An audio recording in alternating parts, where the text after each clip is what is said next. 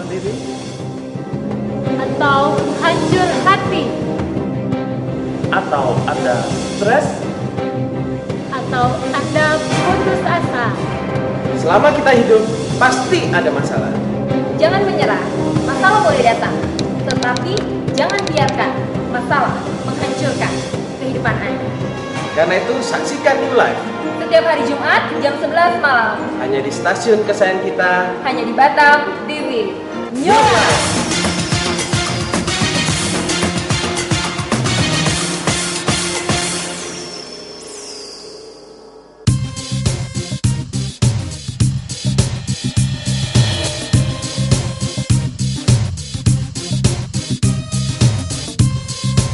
Batam TV, Jembatan Hati.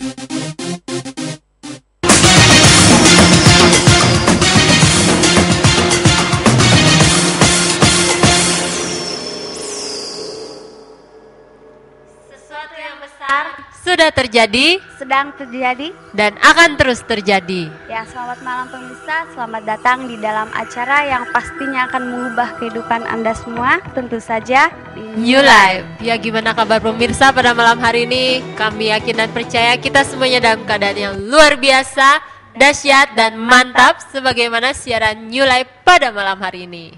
Ya pemirsa, setiap hari Jumatnya kami selalu hadir dengan tema-tema yang luar biasa, dengan tema-tema yang menarik, di mana pemirsa bisa berpartisipasi mengirimkan SMS kepada kami.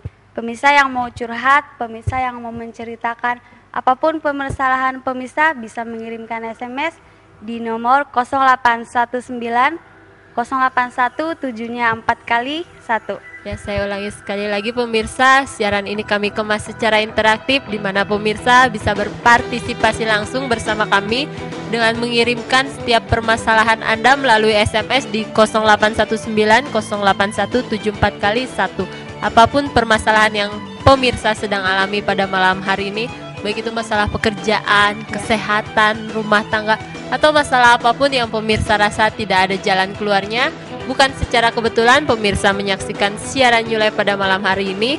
Ayo ambil handphone Anda segera, kirimkan SMS di 0819 0817 77771. Ya, pada malam hari ini kita mengangkat tema yaitu kebahagiaan versus kehancuran.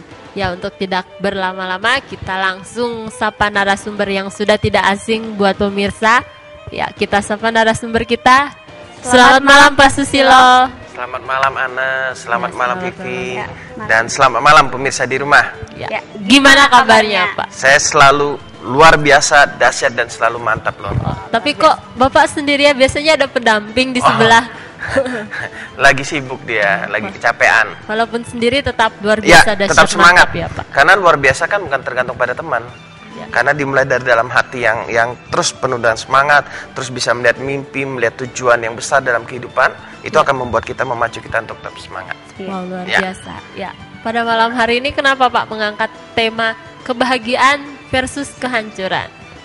Sekali lagi saya katakan bahwa hidup ini kan pilihan. Banyak semua orang pasti ingin mengalami kehidupan yang penuh dan kebahagiaan. Ya. Tetapi tidak semua orang mendapatkan kebahagiaan. Ada yang malah mengalami kehancuran. Dan saya melihat dalam kehidupan ini, kenapa seorang mengalami kehancuran dan tidak mendapatkan kebahagiaan? Karena ada beberapa faktor yang akan kita bahas pada malam hari ini. Baik itu kehancuran dalam masalah rumah tangga, kehancuran ekonomi, bahkan kehancuran yang tidak kelihatan. Saya sebut dan yang tidak kelihatan.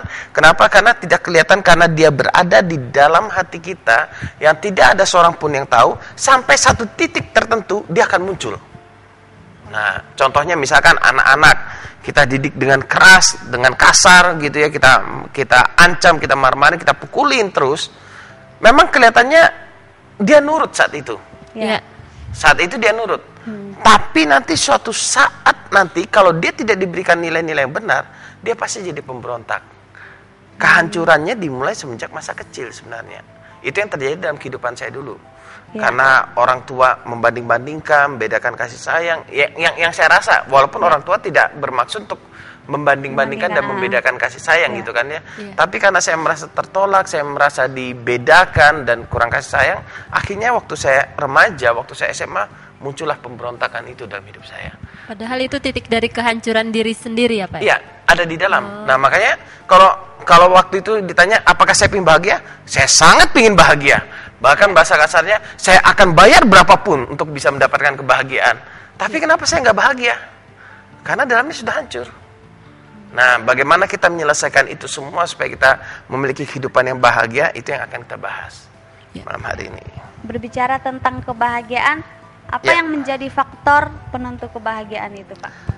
Banyak sekali faktor penentu kebahagiaan sebenarnya. Cuman yang pasti kan kalau kita lihat pola pikir seseorang itu kan didapat dari pengalaman masa lalunya. Waktu seorang memiliki masa lalu yang misalkan buruk, otomatis pola pikirnya menjadi buruk. Contoh misalkan seseorang yang hidup di kalangan misalkan preman misalkan, otomatis tanpa dia sadari pola lakunya juga menjadi kasar, nilai-nilainya juga menjadi nilai-nilai seperti seorang preman bahasa kasarnya di sana. Pola pikirnya itu akan mempengaruhi kebahagiaannya. Makanya salah satu faktor penentu kebahagiaan adalah apa yang ada dalam pikiran kita. Yang kedua, kita nih apa yang kita percayai sih? Kalau misalkan saya percaya bahwa saya nggak bisa bahagia, ya saya nggak akan bisa bahagia. Kan banyak orang, ya masa lalu saya hancur, saya nggak mungkin memiliki kebahagiaan lagi. Ya saya tidak akan pernah mengalami kebahagiaan. Kenapa? Karena saya percaya bahwa saya tidak akan bisa bahagia. Gitu kan, kepercayaan mempengaruhi. Dan kabar baiknya adalah Tuhan mau kita bahagia. Saya sangat percaya bahwa Tuhan mau kita amat sangat berbahagia. Karena itu bagi saya untuk kita bisa bahagia, kita harus melihat dari sisi Tuhan, bersandar kepada Tuhan, percaya kepada Tuhan. Lalu dari kita percaya kepada Tuhan dengan benar bahwa Tuhan mau saya bahagia, Tuhan sudah menjadikan saya orang baik, saya bisa bereaksi benar terhadap setiap masalah. Masalah tidak bisa menghancurkan saya karena saya punya Tuhan yang besar, gitu kan ya. Masalah hanyalah sebuah batu loncatan untuk saya melihat hal yang lebih besar lagi di depan.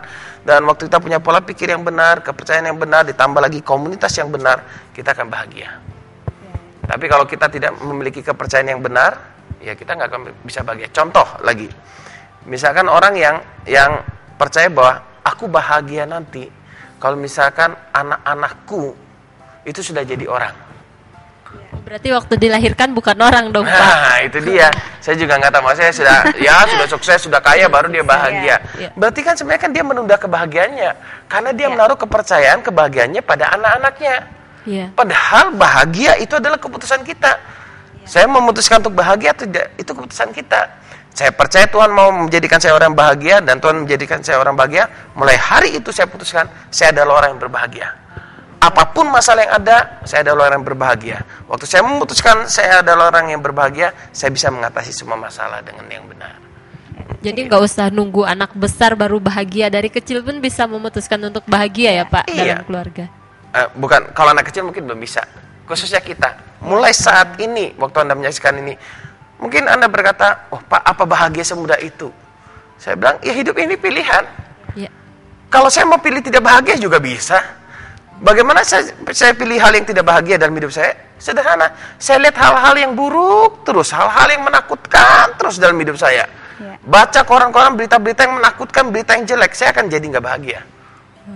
Ya kan? Tapi kalau saya percaya bahwa Tuhan menyertai saya dalam setiap masalah, saya adalah yang berbahagia, saya akan jadi bahagia. Kami mengingatkan kembali buat pemirsa yang pada malam hari ini, mungkin Anda sedang tidak bahagia nih. Gimana sih mau bahagia? Ya, pemirsa bisa curhat kepada kami dengan mengirimkan SMS di 0819 081 74 kali 1.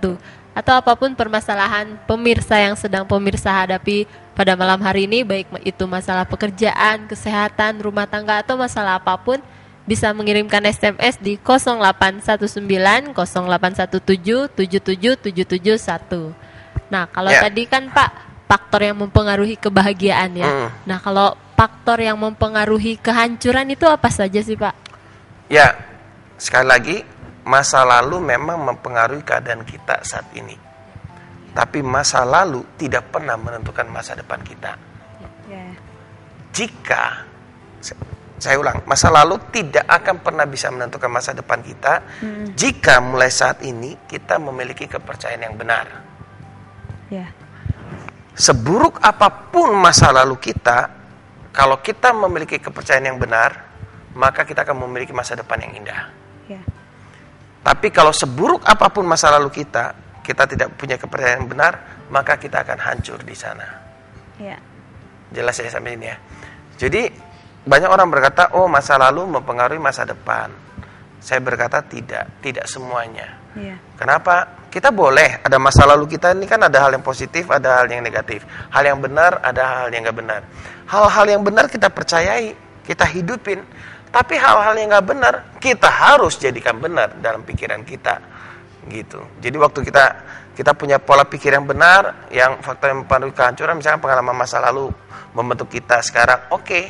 Tapi itu tidak berarti menentukan bahwa kita akan hancur di masa depan. Kemudian saya mencatat lagi, orang hancur karena dia berfokus pada hal yang negatif, dia mendengar hal-hal yang negatif, misalkan dia dihina orang, lalu dia down, atau dia menjadi minder, menjadi takut, menjadi malu, dan dia berkata, aku tidak bisa memiliki masa depan. Dia juga tidak mau berjuang terus, misalkan. Salah bergaul, itu juga menjadi pemicu untuk kita mengalami kehancuran. Kenapa saya katakan pemicu? Karena pergaulan yang salah itu memberikan input yang salah dalam pikiran kita. Nah, input yang salah itu mengakibatkan reaksi yang salah dalam hidup kita. Nah, oleh karena itu, orang yang tidak bersandar pada Tuhan pasti juga akan mengalami kehancuran. Ya. Ya. Pengalaman masa lalu seperti apa Pak yang mempengaruhi kehancuran kayak? Pengalaman masa lalu, contoh biasanya yang pengalaman masa lalu yang memicu, suka dibanding-bandingkan, dihina, ya kan, kita suka diejek gitu kan, misalkan suka disalah-salahkan. Apa kaitannya sih, bagaimana sih bisa pengaruh? Suka dibanding-bandingkan, akhirnya dia merasa, misalkan, coba kamu seperti kakakmu atau seperti tanggamu yang ini, pinter, cantik, baik. Kira-kira apa yang dirasakan oleh orang ini? Merasa jelek. Merasa jelek, merasa minder, merasa bodoh. Tanpa disadari itu kan mulai masuk, ya kan? Atau misalkan dikata-katai, kamu nih anak bodoh, anak tidak berguna. Ini loh anakku ini bandel sekali sih, susah sekali dikasih tahu anak tidak berguna dan segala macam. Waktu kita mengata-ngatai itu kan didengar oleh sang anak. Waktu didengar oleh sang anak menjadi kepercayaan dalam pikirannya. Waktu dia menjadi percaya bahwa dia adalah orang bodoh, dia malas belajar. Waktu seharusnya ada soal yang dia mampu kerjakan, tapi karena dia percaya dia orang bodoh, dia jadi nggak bisa mengerjakannya. Dan itulah yang terjadi sebenarnya. Jadi pengalaman-pengalaman masa lalu memang bisa memicu. Sekali lagi, pengalaman masa lalu hanya memicu kehidupan seorang sampai saat ini. Jika kita memiliki kepercayaan yang benar saat ini, maka kita akan mempunyai masa depan yang indah. Pengalaman masa lalu tidak menentukan takdir di masa depan kita. Pengalaman masa lalu bisa kita akhiri saat ini. Jangan biarkan pengalaman buruk masa lalu merusak masa depan kita. Pengalaman masa lalu sudah selesai sampai saat ini. Waktu kita menyelesaikannya sampai saat ini, kita berkata, sudah selesai masa lalu yang buruk, bye-bye. Aku punya masa depan yang indah. Aku percaya Tuhan sudah memberikan aku kemampuan. Tuhan menyertai aku. Boleh engkau menghina aku di masa lalu. Boleh aku tidak dianggap. Boleh aku dibuang oleh keluarga aku dan berbagai macam. Tapi aku percaya aku punya masa depan yang indah. Aku adalah orang yang baik. Aku adalah orang yang berguna. Perkatakan hal-hal yang benar dalam hidup Anda. Anda akan melihat kehidupan yang penuh dan kemenangan. Ya. Terus kalau misalnya tadi Bapak katakan kan Tuhan ingin setiap orang termasuk kita ya, Tuhan ingin kita bahagia. Nah, lalu kenapa kalau misalnya Tuhan ingin kita bahagia, masih banyak orang-orang yang masih mengalami kehancuran seperti itu? Ya, dari awal tadi saya katakan memang Tuhan ingin kita bahagia. Bahkan bahasa saya lebih gampangnya, Tuhan sudah memberikan kebahagiaan itu. Tinggal saya mau menerima atau tidak. Kalau misalkan saya memberikan handphone ini kepada Vivi gitu ya, saya berikan kepada Vivi, saya sudah berikan, dia mau terima nggak? Oke, misalkan dia terima, ambil Vi, nggak mau ya? Nggak mau dia. Waktu dia ambil, apa lagi yang perlu dia lakukan? Dia harus tahu belajar cara menggunakannya, betul nggak? Tiba-tiba Vivi ngambilnya dijadikan ulekan sambal, ya kan lucu, gitu kan, nggak nyambung, gitu kan? Nah, makanya waktu Tuhan sudah ingin memberikan kita kebahagiaan. Kalau kita tidak mau percaya dan menerima, dan kita tidak mau hidup di dalam kebahagiaan itu, kita nggak akan bisa bahagia. Bagaimana hidup dalam kebahagiaan? Mulailah dengan pengucapan syukur. Tuhan, terima kasih. Mungkin kebahagiaan kita kan tidak ditentukan karena uang, karena keadaan yang baik. Kita bahagia karena kita bisa melihat Tuhan yang benar. Karena Tuhan menentukan kita bahagia, kita jadi berbahagia. Gitu kan? Jadi bukan keadaan mempengaruhi kebahagiaan kita, kebahagiaan kita yang mempengaruhi keadaan. Kebahagiaan kita yang mempengaruhi keadaan. Ya, saya ulang ya. Bukan keadaan yang mempengaruhi kebahagiaan kita. Kebahagiaan di dalam hati kita nih loh. Karena kita bahagia karena Tuhan. Itu akan mempengaruhi keadaan. Masalah keuangan ada. Tapi karena kita orang berbahagia, percaya Tuhan pasti menolong kita. Reaksinya jadi berbeda nggak? Iya, berbeda. Dia akan bisa mengatasi. Tapi kalau misalnya bilang, aduh masalah lagi mati aku. Itu berarti ciri-cirinya apa? Keadaan mempengaruhi dia. Iya. Betul ya? Iya. Seharusnya kita ini manusia diciptakan Tuhan secara spesial. Dengan secara khusus, dengan tangan Tuhan sendiri Tuhan ciptakan kita. Kita ini pencipta keadaan yang baik. Bukan keadaan merusak kita. Kita yang mempengaruhi keadaan. Gitu. Ya. Jadi saat ada masalah, masih perlukah kita bersyukur juga, Pak? Kalau saya selalu bersyukur. Di balik masalah ada emas dari Allah. Jadi di balik masalah itu selalu ada mujizat. Itu yang saya percaya. Nah, kalau Anda percaya bahwa masalah menghancurkan Anda, saya akan katakan selamat datang kehancuran dalam kehidupan Anda. Tapi kalau Anda berkata, oh sekarang ada masalah, pasti ada mujizat. Waktu surah percaya pasti ada mujizat, reaksi kita jadi benar nggak? Jadi benar dong, karena kita punya pengharapan, betul nggak? Iya. Ngapain aku menghancurkan hidup saya karena masalah ini? Orang hina saya misalkan, orang nolak saya misalkan. Ya sudah, saya mengucap syukur, terima kasih Tuhan kau menerima aku. Itu ya orang menghina saya, ya yang penting saya tidak merasa harga diri saya ditentukan dari perkataan orang, sudah selesai itu masalah. Iya. Tapi begitu orang hina saya sedikit, tuh mati aku memang tidak berguna, mau untuk apa aku hidup ini, dasar nasibku begini dan segala macam. Hancur sudah hidup saya gitu kan? Kebahagiaan di dalam mempengaruhi kehidupan Anda. Ya, kalau ada yang bertanya seperti ini, Pak, banyak orang yang berkata bahwa aku bahagia jika aku mempunyai uang. Apakah kebahagiaan seseorang itu bisa diukur dari uang, Pak? Oke, itu paradigma umum ya. Iya. Banyak orang berpikir seperti itu kan. Betul. Aku bahagia jika aku mempunyai uang. Berarti kalau nggak punya uang, Nggak bahagia. nggak bahagia. Berarti kebahagiaannya tergantung pada apa? Pada uang. Berarti uang yang mengendalikan dia atau dia mengendalikan uang? Uang mengendalikan dia. Sudah selesai jawaban saya kan. Orang yang berpikir bahwa aku bahagia jika aku punya uang, berarti dia menjadi budak uang. Iya. Dia akan kerja mati-matian demi uang.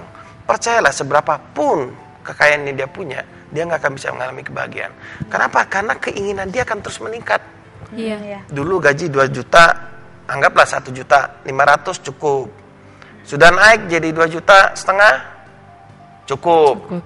Naik jadi 5 juta, ngerasa cukup. Bukan tidak pernah merasa lebih. Kenapa? Karena tidak pernah melihat dengan satu pengucapan syukur kepada Tuhan. Nah, seharusnya kita yang mengendalikan uang, bukan uang yang mengendalikan kita. Bagaimana cara kita mengendalikan uang? Oke, kita terima penghasilan misalkan 3 juta sebulan misalkan. Iya. Saya terima gitu. Ya sudah, saya terima dan pengucapan syukur, terima kasih Tuhan. Pengeluaran apa yang aku perlu lakukan? Ya udah, lakukan pengeluaran sesuai dengan keadaan uang kita. Kalau orang dikendalikan uang, 3 juta lagi Tuhan. Aduh, mau makan apa Tuhan? Nasibku kok gini. Berarti uang sangat mempengaruhi kebahagiaan dia. Bukan berarti saya berkata kita nggak butuh uang. Saya butuh uang. Kita semua butuh uang. Tapi jangan biarkan uang mempengaruhi kebahagiaan kita. Gitu kan. Ya. Nah, kalau tadi kan masalah uang. Ini ada SMS nih, Pak, dari pemirsa dari 9947. Nah, kalau dikatakan kehancuran ekonomi yang bagaimana yang membuat kehancuran? Saya tidak mengatakan bahwa kehancuran ekonomi gitu ya Mas ya. Ekonomi bagaimana membuat kehancuran. Bagi saya ekonomi tidak bisa membuat saya hancur. Kalau saya bahagia. Kalau saya punya problem ekonomi, saya pasti pikirkan solusi bagaimana memenuhi kebutuhan ekonomi saya. Cuman begitu saja kok. Kalau penghasilan saya agak pas, ya saya akan cukupkan. Ya udah. Kalau mungkin sekarang naik mobil, saya bisa supaya irit, saya naik motor. Kan saya tetap enjoy. Iya. Bukan berarti, aduh, dulu naik mobil mewah, sekarang naik motor misalkan. Lalu merasa tapi nasib, itu berarti kita tidak bisa menikmati hidup. Ya. Gitu kan? Kalau kita memang bisa menikmati hidup, apapun yang kita makan, minum, pakai, kita bisa syukuri kepada Tuhan. Saya tahu mungkin sebagai pemirsa berkata, teori itu kan Bapak. Realitanya kan karena Bapak enak dan segala macam. Ya, mungkin Anda berkata seperti itu, tapi Anda akan terkejut kalau melihat kehidupan saya sehari-hari. Saya bisa makan di pinggir jalan, naik motor, ngemper, dan bukan berarti memang saya sengaja secara khusus untuk ngemper, tidak. Kadang keuangan saya juga begitu.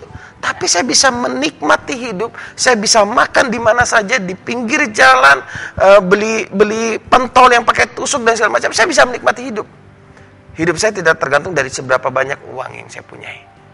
Hidup saya tergantung dari apa kata Tuhan. Saya bisa bersyukur dengan semua hal. Waktu saya makan pentol, saya bisa mengucap syukur luar biasa loh.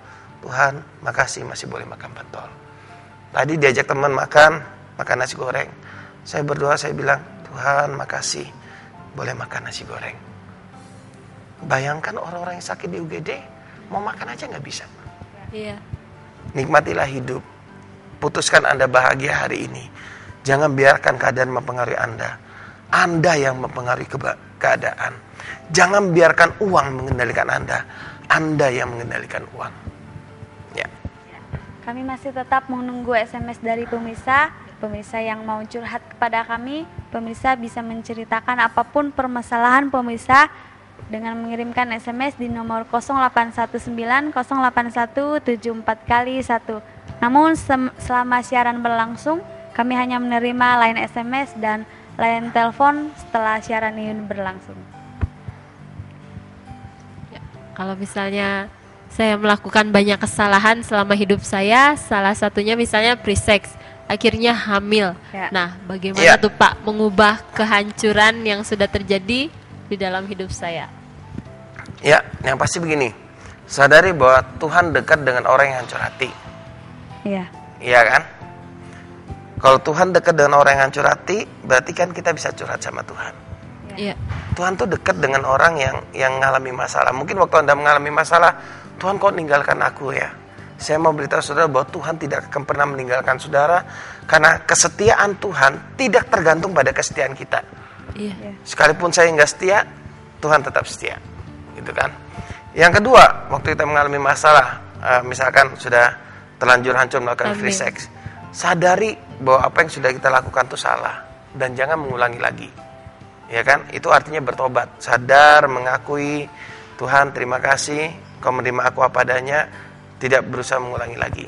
Yang ketiga, pilih pergaulan yang sehat. Jangan sudah free sex, sudah hamil, tetap pergaulannya dan orang-orang yang melakukan hubungan free sex. Ini kan kacau. Punya pola pikir yang benar, komunitas yang sehat, yang bisa menerima kita apa adanya, mengasihi kita apa adanya. Memang waktu orang hamil di luar nikah kan terasa malu, terasa istilahnya sama sebagian orang seperti dikucilkan gitu ya. Iya. Tapi percayalah bahwa Tuhan tidak pernah mengucilkan Anda, bahwa Tuhan menyertai Anda tanpa syarat gitu kan ya. Yang keempat, percayalah bahwa Anda tetap memiliki masa depan yang indah. Jangan biarkan Anda berkata bahwa aku sudah ambil di luar nikah, hancur dah hidupku, mati dah aku. Dan jangan gugurkan bayi yang dalam kandungan Anda, karena bayi itu tidak bersalah. Kalau bayi itu pun jadi, itu semua atas izin Tuhan. Gitu kan ya. Jadi biarkan tuh proses itu kita lalui, yang penting kita memperbaiki hidup yang lebih baik gitu. Jadi jangan menyalah-nyalahkan diri Anda terus, lalu Anda juga perlu berhenti mencari kambing hitam. Ya, aku ini kan hamil karena orang tua aku juga dulu waktu hamil aku juga sudah kecelakaan, hamil duluan, baru kawin, cari kambing hitam. Ya inilah akibat punya orang tua yang begini nih, nggak didik anaknya dengan benar loh. Yang salah dia yang jadi kambing hitam. Orang tua, carilah kambing putih saja. Kadang sampai nyalahin Tuhan seperti betul. Itu ya Pak. Yang lebih parah nyalahin Tuhan. Saya pernah ketemu itu. Tuhan pun dia marah-marah, dia tunjuk ke atas, dia marah. Tuhan kan kau gini. Tapi sampai satu saat dia ketemu, kita ngobrol-ngobrol dan dia akhirnya tersungkur di kaki Tuhan. Dia sampai berlutut dan dia minta ampun sama Tuhan dan dia menyerahkan hidupnya pada Tuhan. Wow, itu perubahan yang luar biasa saya lihat. Kenapa? Karena dia waktu itu sampai punya ilmu, dia nggak terima dengan keadaan, dia berusaha fight dan kekuatannya sendiri.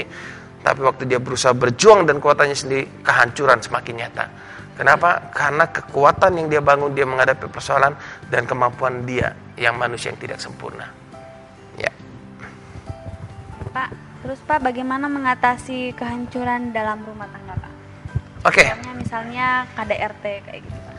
Kalau KDRT laporkan saja langsung pada pihak yang berwajib.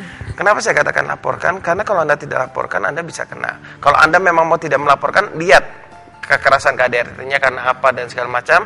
Suruh pelajari, misalkan suami Anda marah, jangan dilawan dulu dong. Harus mengenali temperamen juga lah di sana. Ya. Terus kalau misalnya suami atau istri selingkuh? Selingkuh, ya yang pasti kita introspeksi diri. Karena kalau suami selingkuh atau istri selingkuh, pasti kan ada peranan kita yang kurang memuaskan dalam hati pasangan kita. Nah, bagaimana cara mengatasinya? Hadirkan Tuhan dalam rumah tangga kita. Saya percaya gini, kalau Tuhan ada di dalam rumah tangga kita, orang mau selingkuh pun jadi takut, jadi ragu-ragu gitu. Ya. Terus suami mabuk kayak gitu, Pak? Kalau mabuk, ampuni dia, kasih dia dengan baik gitu kan. Banyak sekali problem rumah tangganya gitu ya. Bukan rumah tanggamu kan, Pi? Oh, bukan ya. Saya masih single, Pak. Oh ya. Kalau yang minta cerai gimana tuh, Pak? Hah? Kalau misalnya pasangan udah nggak kuat gitu kan, akhirnya sampai titik kehancuran, akhirnya minta cerai, gimana? Nggak cocok gitu ya? Udah nggak cocok lagi lah, cerai lagi gitu. Saya juga aneh, kapan tuh saya baca di koran, setelah nikah 40 tahun atau 60 tahun, baru berkata nggak cocok. Terus 40 tahun selama ini kemana gitu nggak cocoknya gitu kan ya? Kita menikah itu bukan untuk memilih pasangan yang cocok atau tidak. Bagaimana kita menjadi pasangan yang terbaik buat pasangan kita. Makanya pernikahan itu adalah penyatuan dua pribadi yang sudah berbahagia. Masing-masing bahagia baru menikah, itu baru bisa saling bahagiakan. Nah, banyak orang-orang tua berpikir begini, anakku ini nakal, narkoba, suka minum, main perempuan. Ku kawinkan saja supaya dia berubah dan bahagia. Kan kebanyakan kan begitu. Ternyata itu tidak menyelesaikan persoalan. Itu malah menimbulkan luka dalam rumah tangganya lebih banyak, dan dalam dirinya sendiri juga lebih banyak. Harus dibimbing dulu dong dengan cara yang benar, dia pulih baru dikawinkan. Karena pernikahan itu bukan untuk membuat orang bahagia. Pernikahan itu penyatuan dua pribadi yang sudah berbahagia sehingga bisa saling hidup dalam kebahagiaan, saling membahagiakan. Gitu. Perbincangan kita makin seru saja, Pak. Tapi kita harus break sejenak untuk menyaksikan pesan perubahan yang satu ini. Kami masih tetap tunggu SMS-nya. Ya, tetaplah bersama kami dan jangan kemana-mana.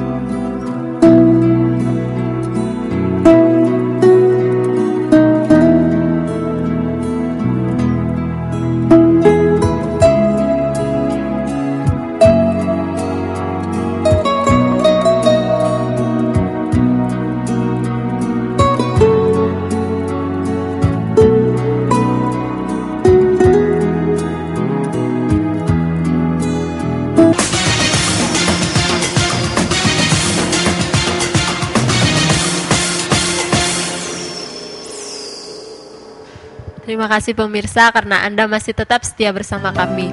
Kami masih ingatkan kembali buat pemirsa yang pada malam hari ini memiliki permasalahan apapun di dalam kehidupan Anda.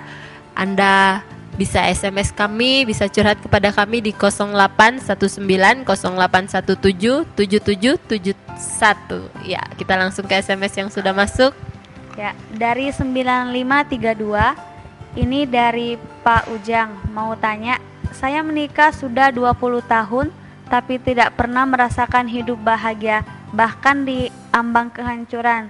Saya sebagai suami selalu dibuat serba salah. Kalau dia marah selalu mengatakan kata-kata binatang sama saya. Iya. Mana tuh, Pak?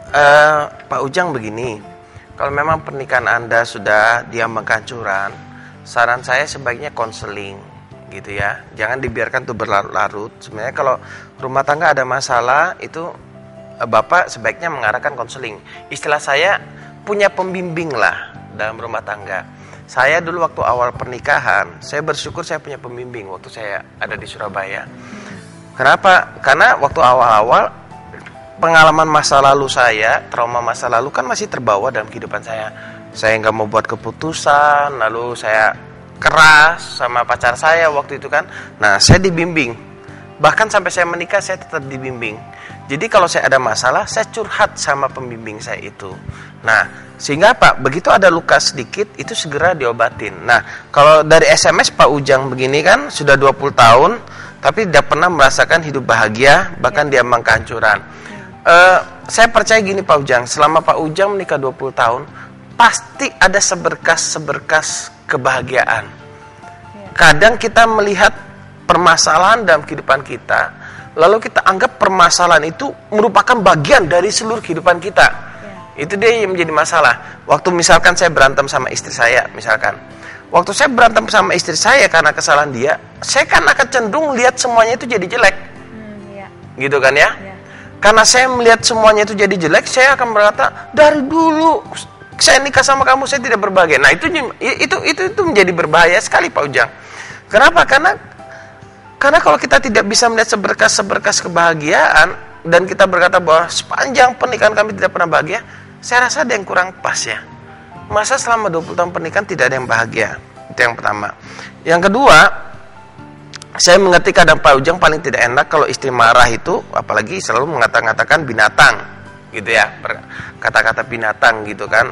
Kita laki-laki memang harga diri rasanya hancur gitu kan ya, rasanya tersakitin. Cuman begini Pak Ujang, kalau istri sampai mengatakan begitu, berarti istri Anda juga sedang terluka.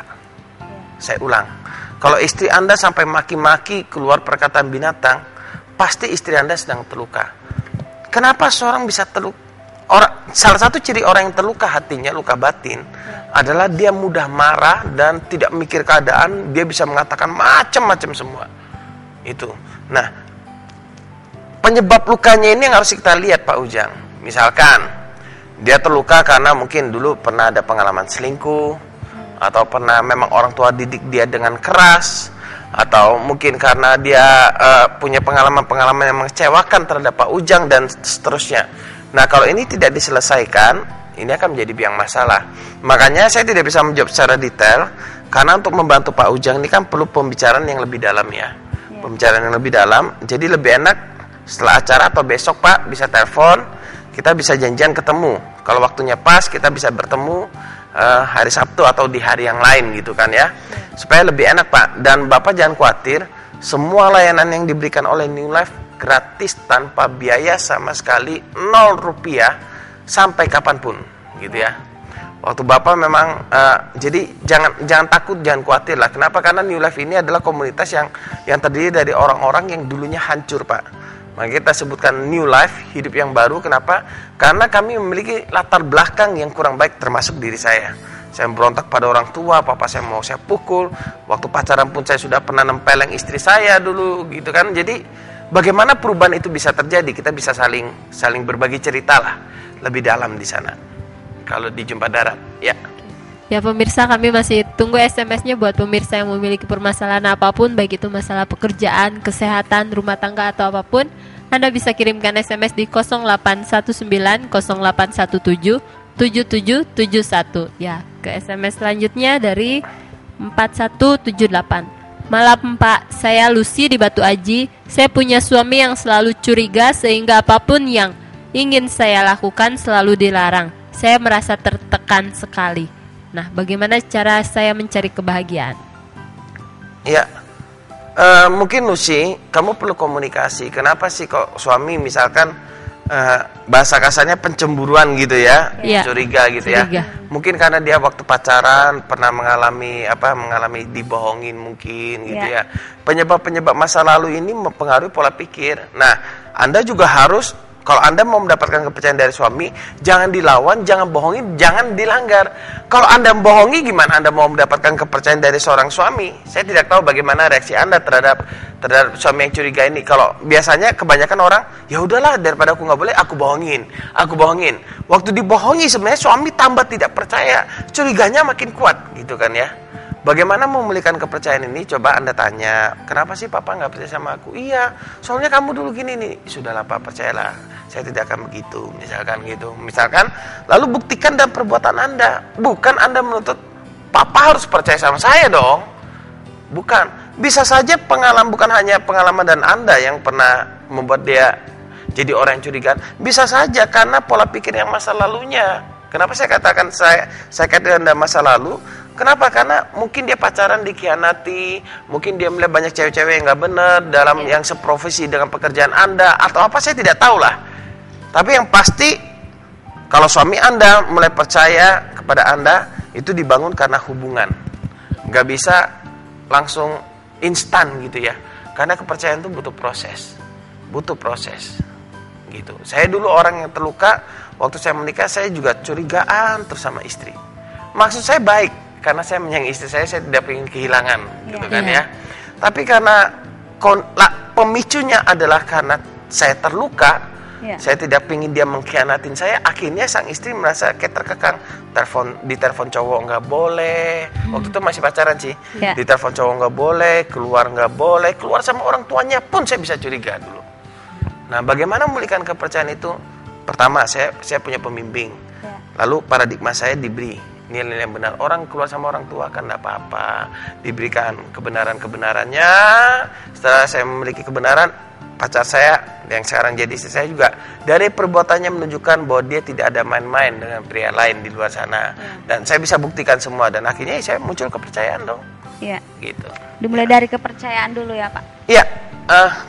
Kalau sudah tidak percaya, butuh bukti dulu, gitu kan? Butuh bukti bahwa Anda tidak pernah macam-macam. Anda buktikan pada suami, nanti suami akan percaya. Oh iya. Kita ke SMS selanjutnya dari 1094. Gimana sih caranya kita hidup bahagia dengan keadaan apapun? By Rizal. Dengan keadaan apapun gimana bisa bahagia Pak? Saya sederhana aja menjawabnya, melihat seperti Tuhan melihat.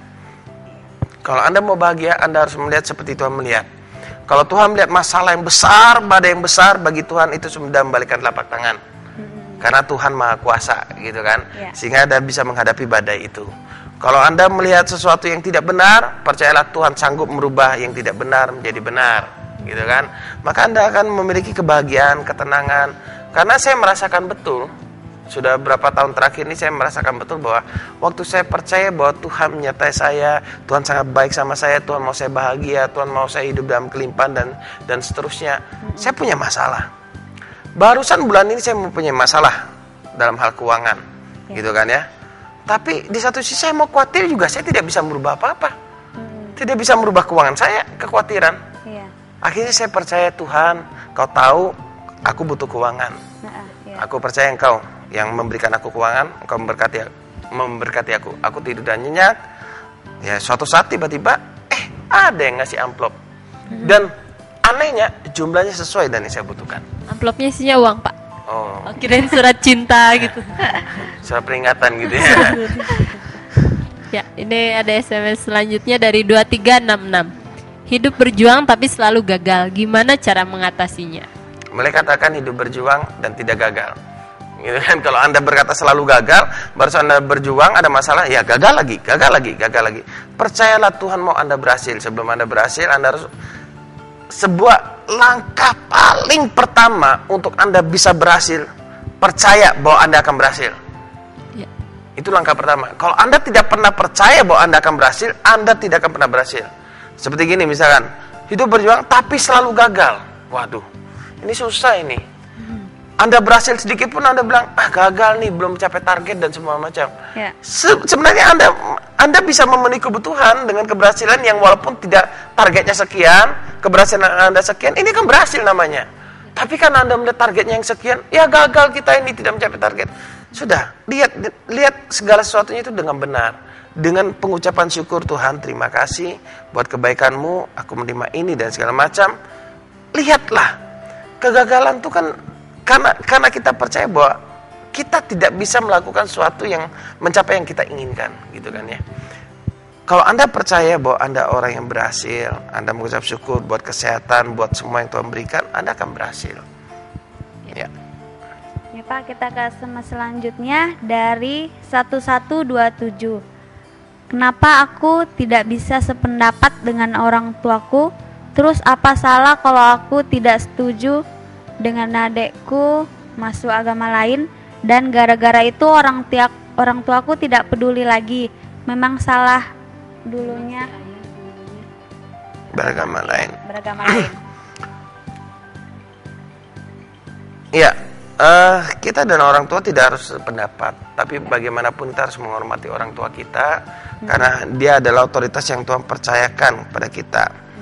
Terus kalau kita tidak setuju adik kita pindah ke agama lain karena orang tua kita juga dulu beragama lain, itu saya rasa agama tuh nggak bisa dipaksakan ya. Iya.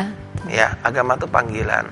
Kalau Anda yakin dan agama Anda, ya jalani. Adik Anda masuk agama lain dan Anda rindu sebenarnya adik Anda mengerti kebenaran yang Anda miliki, ya sampaikan kepada dia. Bukan dihakimi, bukan dimarahin, bukan malah dipukulin gitu kan ya. Beritakanlah yang baik. Kalau Anda berkata bahwa agama saya benar, berikan dia yang benar tuh bagaimana sih? Gitu kan, bukan malah ngancam, nakut-nakuti dan segala macam. Ya. Buat pemirsa yang mau kirim SMS tentang permasalahan Anda, kami masih tunggu di 0819 081 77 771. Ya. Kita ke SMS selanjutnya dari 7665. Selamat malam, saya Agus, saya kerja, istri saya juga kerja. Tiap akhir-akhir ini 2 bulan ini kalau saya ajak berhubungan suami istri, tapi dia selalu tidak ada gairah. Saya jadi curiga apakah dia di luar ada cewek lain. Terima kasih, selamat malam. Apakah ada cowok lain maksudnya? Oh iya. Ya. Begini Gus, yang pertama buang pikiran yang negatif, pikiran yang benar. Karena kecurigaan itu menyakitkan loh. Kalau misalnya Anda berkata, jangan-jangan kamu ada cowok lain ya. Itu menyakitkan hati dan itu malah mengurangi keinginan untuk berhubungan. Kalau istri Anda, ini kita bicara topik dewasa ini ya. Ini soalnya yang MC-nya belum menikah, saya susah menjawabnya ini. Ya, Gus lebih enak telepon, saya cuma pesan, perlakukan istri Anda dengan penuh kasih sayang. Kerinduan untuk berhubungan intim itu didapat oleh seorang istri kalau dia mendapatkan kasih sayang. Dan kita perlu juga ngerti kalau dia capek karena bekerja, perlu diatur momen-momen khusus, mungkin sekali-kali bermalam di hotel kah, atau pergi keluar kota untuk waktu yang berdua. Itu yang saya lakukan dengan istri saya waktu istri saya masih bekerja. Kadang kan capek ya, kita harus mengerti, kita nggak bisa salahkan juga gitu kan. Perempuan beda dan laki-laki. Jadi lebih detailnya telepon aja Gus. Kalau mau telepon setelah acara ini berlangsung. Ya, betul. Ya, kita ke SMS selanjutnya dari 0322. Gimana caranya menghilangkan rasa sakit di hati? Sebelumnya istri saya pernah selingkuh yang setiap waktu bila aku ingat sangat menyakitkan hatiku. Sementara saya ingin mempertahankan keluarga ini. Terima kasih. Dari Ado. Dari Ado, Pak. Ado. Iya. Ado, saya kagum dan Anda ingin mempertahankan rumah tangga Anda. Iya. Itu sangat baik. Dan saya juga memahami banget bahwa Anda sangat sakit waktu istri Anda selingkuh, gitu kan ya. Dan kalau Anda setelah istri selingkuh Anda masih ingin mempertahankan, saya pikir itu suatu hal yang luar biasa. Nah, bagaimana cara mempertahankannya? Tentunya bukan dengan mengingat-ingat yang sudah lalu. Saya tahu Anda mungkin berkata bahwa, ya Pak, saya juga nggak mau ingat tapi muncul sendiri, gitu kan ya. Itu suatu proses yang wajar untuk kita lalui dalam hidup ini. Bagaimana kita bisa mengasihi istri kita? Lihatlah kepada Tuhan yang penuh kasih itu. Tentunya kalau kita melihat kesalahan orang, kita lihatlah kita ini juga siapa. Kita ini orang penuh dan kesalahan. Hanya mungkin istri kita kesalahannya terekspos, ketahuan gitu kan ya. Dan kita sangat tidak suka. Berapa banyak kesalahan kita yang kalau terekspos itu melukai banyak orang juga gitu kan ya.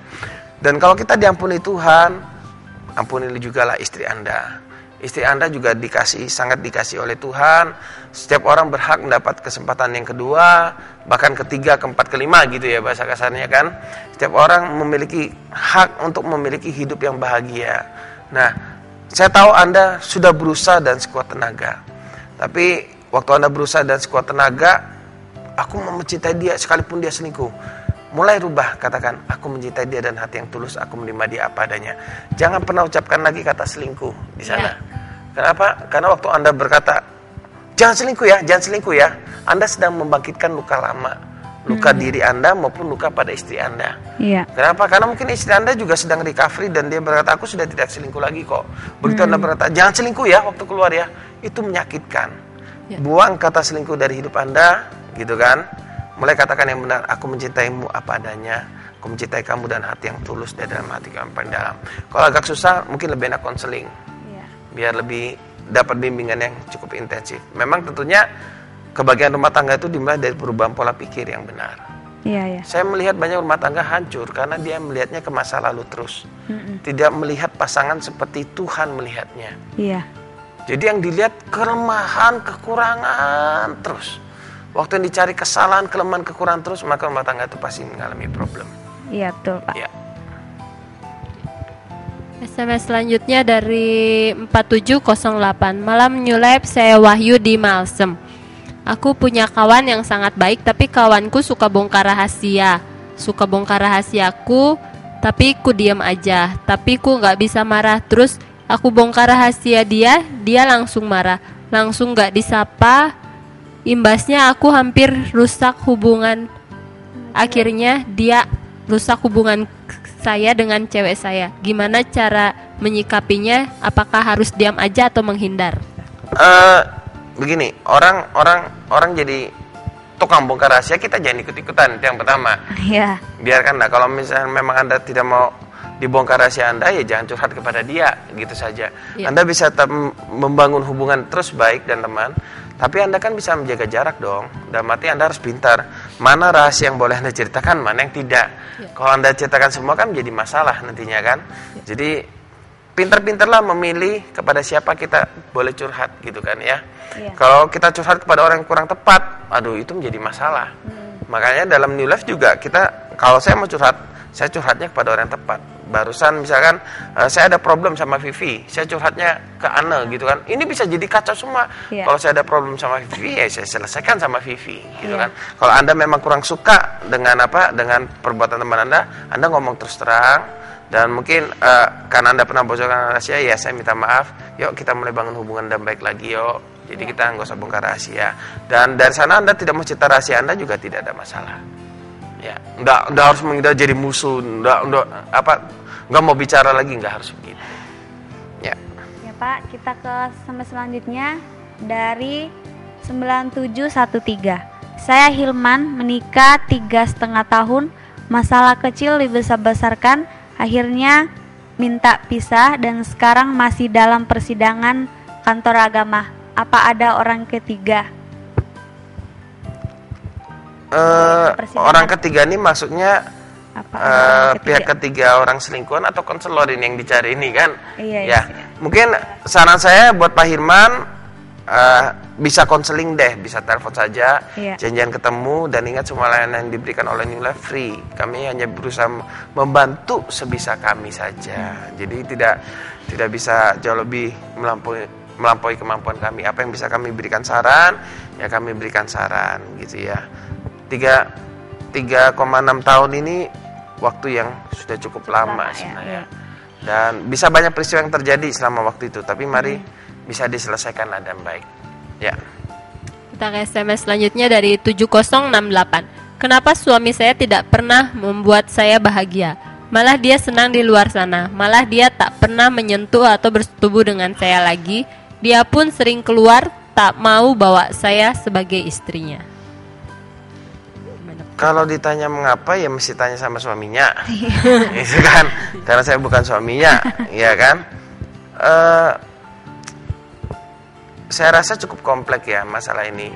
Kalau saya sampai seorang suami tidak mau berhubungan sama istri, ada sesuatu yang dalam hati saya yang sudah menjadi tawar sebenarnya. Ya tentunya perlu koreksi ya, perlu introspeksi diri, bagaimana cara kita memperlakukan suami, bagaimana kita melayani suami gitu kan ya. Kalau suami suka di luar, apa yang membuat dia suka di luar di sana? Nah itu yang kita harus cari tahu. Saya ingat kalau misalkan istri saya misalkan waktu awal pernikahan kadang cerewet, saya malah nggak betah di rumah gitu kan ya. Selamatnya saya tidak lari ke wanita lain, tidak lari ke dugem. Saya pergi menyendiri. Selamatnya kalau saya begitu, gitu kan ya. Tapi kalau saya sampai lari ke wanita lain atau ke tempat dugem, wah ini bahaya. Saya malah bisa langsung jadi rusak gitu kan ya. Apalagi lagi stres-stres gitu. Nah, kenapa suami suka di luar? Karena ada problem di dalam yang mungkin dia nggak bisa selesaikan. mungkin dia tidak menikmati saat-saat berada dalam rumah. Jadi itulah yang harus diperbaiki terlebih dahulu. Perlakukanlah suami dan tetap dan kasih sayang gitu ya. Ya.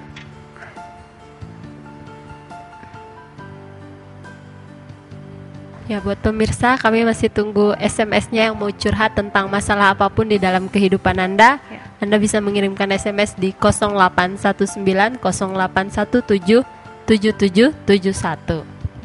Ya, maaf ya pemirsa. Ya. Ada gangguan teknis kelihatannya.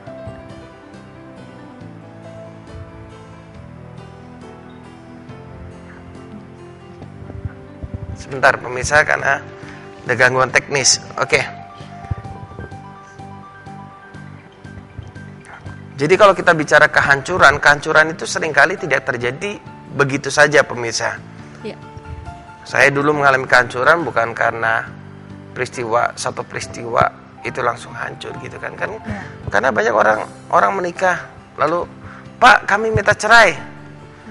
Kenapa minta cerai? Iya, karena misalkan dia tidak memperhatikan saya gitu ya, misalkan begitu. Sebenarnya dia mengalami kehancuran bukan karena sekali suami tidak perhatikan. Mungkin dari keluarganya dia sudah kurang dapat kasih sayang, kurang dapat perhatian. Waktu dia menikah dia juga kadang suaminya itu sibuk bekerja, dia kurang dapatkan perhatian. Akhirnya itu menjadi problem yang menumpuk gitu kan ya. Jadi kalau kita bicara kehancuran, bisa connect. Kalau kita bicara kehancuran bukan terjadi karena satu peristiwa saja. Bisa terjadi karena sudah menumpuk dari masa lalu. Ya. Kita coba dulu lihat ini apakah bisa connect. Nah, ya. Bisa ya. Ya, kita ke SMS selanjutnya dari 6525. Selamat malam Live. Saya Pak Alam. Saya sudah punya 2 anak. Tapi dalam pekerjaan saya selalu tidak betah dan di waktu kecil saya sering ditindas oleh abang-abang. Malah sekarang saya keras terhadap anak dan istri saya. Gimana solusinya? Mohon sarannya. Ya. Terima kasih Nilai. Ya. Karena dulu diperlakukan kasar kayak gitu, ya. jadi dampak ke anak Pak. Mirip dengan kisah hidup saya Pak. Saya juga dulu keras, istri saya juga merasa bahwa saya orang yang keras dan saya juga mencap diri saya orang yang keras. Waktu saya mencap diri saya orang yang keras, jadilah sesuai dengan apa yang saya percaya. Saya tetap jadi keras gitu kan. Sekarang Pak. Tapi waktu saya mulai percaya bahwa saya sudah berubah, saya seorang yang sabar, saya yang bisa mengasihi istri saya dengan hati yang tulus, anak-anak saya dengan tulus. Kurang lebih itu saya percaya beberapa tahun terakhir ini, istri saya juga kaget melihat perubahan saya. Kok kamu bisa sesabar itu ya? Saya sendiri heran, iya ya. Kalau dulu ada orang buat kesalahan, sudahlah, habis dia di depan saya gitu kan, bahasa kasar kan gitu. Tapi waktu saya mengerti dengan benar, saya melihat seperti Tuhan melihat dalam hidup saya, melihat orang-orang lain seperti Tuhan melihatnya, bahwa Tuhan sangat mengasihi mereka, saya bisa mengasihi mereka dengan benar. Kepercayaan yang benar itu menghasilkan tindakan yang benar. Waktu Bapak percaya bahwa Bapak adalah seorang yang sabar, mengasihi istri dan anak dan hati yang tulus, dan Bapak adalah seorang yang penuh dengan kasih sayang, maka akan jadi seperti apa yang Bapak percaya. Mungkin waktu Anda mempercayai itu, Anda tidak langsung berubah kayak malaikat dalam satu hitungan detik. Oke, aku rubah kepercayaanku, aku langsung berubah. Enggak. Tapi mulai katakan terus, saya orang yang sabar. Ya. Kadang keceplosan marah, saya seorang yang sabar, penuh kasih sayang. Nanti waktu perkataan itu Bapak ucapkan dan Bapak dengar dan Bapak percayai atau Bapak imani, maka waktu Bapak mau marah akan muncul suara, saya kan seorang yang sabar, ngapain saya marah? Nah, sampai saat titik itu Bapak akan mengalami perubahan. Ya. Nah, ini ada SMS dari 8894. Selamat malam, nama saya Arif. Mau tanya, apakah Tuhan bisa mengampuni kita kalau kita sering melakukan dosa? Padahal dosa yang kita perbuat, kita tahu bahwa itu dosa. Misalnya berzina, apakah Tuhan bisa mengampuni kita lagi? Ya, kabar baiknya buat Arif, Tuhan sangat mau mengampuni Anda. Ya, untuk lebih jelas bisa kontak, kita bisa ketemu, bisa ngobrol. Saya akan tunjukkan kepada Anda kisah-kisah orang-orang yang memang dulu hidup dalam perzinahan, tapi bagaimana Tuhan merubah hidup mereka. Ya. Jadi Anda bisa bertemu dan langsung, dan Anda bisa mendengarkan kisahnya. Ya. Ya, kita ke SMS selanjutnya dari 8179. Bagaimana Pak cara kita berdoa yang benar untuk kelancaran jodoh? Kita apa saja yang perlu dilakukan untuk merealisasikan atau menerapkan percepatan dalam kehidupan sehari-hari? Maksudnya cepat dapat jodoh. Ini lagi ada jodoh Pak ini. Ya, ini depan-depan yang Anda saksikan belum punya jodoh nih sebelah-sebelah saya. Ya, yang pasti gini, mau jodoh yang ucap syukur. Mulai cara doa yang benar bagi saya cuma satu. Percaya bahwa Tuhan melakukan yang terbaik, bahwa Tuhan sudah menyediakan yang terbaik, dan bahwa Tuhan memberikan yang terbaik. Kalau saya percaya bahwa Tuhan memberikan saya yang terbaik, berarti saya mengucap syukur dong. Tuhan, terima kasih buat pasangan hidup yang terbaik daripada Engkau. Aku menikmati hidup yang indah dalam Engkau. Selesai. Mantap. Kalau doa saya sekarang jarang doa Tuhan mohon ini, mohon itu, mohon ini, mohon itu, mengeluh Tuhan kenapa begitu berat dan segala macam gitu, segala macam. Saya sudah mulai jarang sekali berdoa seperti itu. Yang ada dalam doa saya mengucap syukur. Misalkan saya punya problem keuangan, Tuhan, Kau tahu aku punya problem keuangan, aku bersyukur, aku punya Tuhan yang baik yang memenuhi semua kebutuhan keuanganku. Dalam nama Tuhan Yesus, amin. Udah, bagi saya gitu saja. Karena saya percaya Tuhan saya pasti akan menyediakan. Ya. Nah, ini SMS terakhir dari 6577. Bagaimana menghadapi tetangga yang sombong karena kaya dan bagaimana agar tidak iri? Ya, iri itu kan keputusan. Iya. Kalau tetangga sombong karena kaya, biarkan dia yang sombong. Yang penting kita tetap nggak sombong. Iya. Kekayaan tidak mempengaruhi harga diri seseorang. Itu dulu yang perlu kita ketahui. Iya. Kekayaan tidak mempengaruhi harga diri seseorang. Harga diri kita ditentukan dari apa kata Tuhan. Nilai-nilai apa yang kita pegang dalam hidup kita. Iya. Itu yang menentukan. Banyak orang kaya itu sebenarnya sengsara loh. Gak bisa hidupnya gak bebas, dijaga bodyguard, mau tidur gak tenang, takut hartanya hilang, takut terjadi kebakaran, takut ini, takut itu. Yang dia ketakutan. Itu orang kaya yang sengsara gitu kan ya. Orang kaya yang sombong itu artinya orang kaya yang terluka hatinya. Dia pengen dihargai, pengen nunjukkan dirinya dan segala macam. Sudahlah, gak usah fokus ke hal yang sana. Lihat pada diri kita masih bisa makan, masih bisa bekerja, punya kesehatan. Tuhan terima kasih buat semuanya. Engkau baik dalam hidupku. Amin. Jalani hidup, jadilah berkat bagi banyak orang. Menolonglah orang lain. Saling mengasihi satu sama yang lain. Maka Anda akan menikmati kebahagiaan. Tapi waktu Anda mulai iri sana-sini, Anda mulai menikmati awal dari kehancuran. Sakit hati, luka batin, itu awal dari kehancuran. Tapi kalau Anda mau menikmati kebahagiaan, nikmatilah dengan pengucapan syukur. Jalani hidup dengan mengucap syukur. Jadi berkat bagi orang lain. Lihatlah setiap persoalan seperti Tuhan melihat. Anda akan menikmati kebahagiaan hidup. Ya. Wah, luar biasa sekali Pak. Sebetulnya masih banyak SMS, tapi Ya, sayang juga akhirnya waktu juga yang memisahkan kita. Sebelum di penghujung acara, ada tip-tip yang Bapak ingin sampaikan kepada pemirsa. Ya. Keputusan Anda saat ini untuk mempercayai hal yang benar, itu akan mempengaruhi masa depan Anda. Percayalah bahwa Tuhan ingin Anda menikmati hidup Anda. Tuhan ingin Anda menjadi orang yang berhasil. Ya. Kalau Anda mempercayainya, maka Anda akan bisa menikmati hidup dan keberhasilan sudah di depan mata kita. Ya. Pak, Ya. terima kasih banyak Pak Susilo. Terima kasih buat nilai-nilai kehidupan yang telah dibagikan dan terima kasih buat hatinya. Ya. Kami juga mengucapkan terima kasih kepada pemirsa yang sudah setia menyaksikan siaran New Life pada malam hari ini. Namun kami mohon maaf, tidak semua SMS yang masuk kami bacakan berhubung terbatasnya waktu. Namun pemirsa jangan kecewa. Pemirsa tetap bisa mendapatkan jawaban langsung dari narasumber kami. Tetap bisa menghubungi nomor yang sama, yaitu di nomor 0819 081 74 kali 1 setelah siaran ini berlangsung. Kami juga mengucapkan terima kasih banyak pada kru Batam TV yang bertugas pada malam hari ini, karena tanpa bantuan dan kerjasama dari Anda, tidak mungkin acara ini dapat berlangsung dengan baik dan lancar. Tujuan dari acara ini supaya hidup kita menjadi lebih baik dan lebih bermakna. Ya, saksikan terus siaran New Life setiap hari Jumat pukul 11 malam hanya di stasiun kesayangan kita di Batam TV. New Life.